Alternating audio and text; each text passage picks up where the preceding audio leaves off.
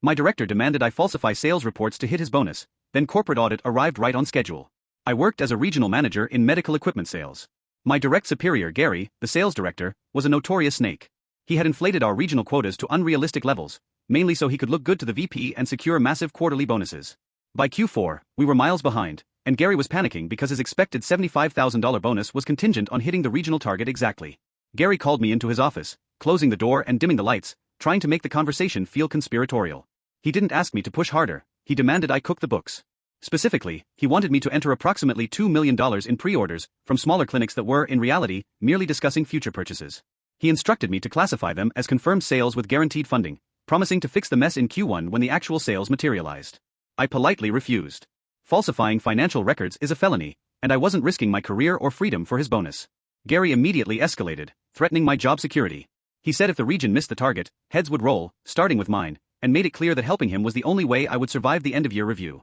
He literally outlined the specific data fields I needed to change in our internal CRM. I left his office, pulled out my phone, and immediately recorded an audio memo detailing Gary's instructions, noting the date and time. Then, I didn't enter the fake sales.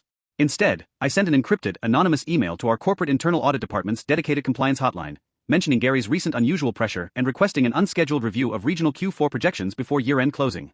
Compliance responded immediately. They are typically slow, but when internal managers start asking about audits, they move fast to protect fiduciary responsibilities. They scheduled a surprise regional audit team to arrive exactly 1 week before Gary's bonus payout was scheduled. Gary was completely unaware, still swaggering around, believing he had successfully intimidated the rest of the management team into fabricating numbers. The audit team spent 3 days cross-referencing our submitted sales data against actual client confirmations. Because I had refused to lie, my territory was clean. The other managers, intimidated by Gary, had entered the fraudulent pre-orders. When the audit team exposed the $8 million in unverified, fictitious Q4 sales across the region, the fallout was instant and spectacular. Gary was escorted out by security halfway through the second day. They revoked his access, seized his computer, and launched a full HR investigation. Not only did he lose his bonus, but he was terminated for cause, with the company noting potential civil liabilities. The other managers who submitted false reports faced severe disciplinary action, though most kept their jobs after cooperating.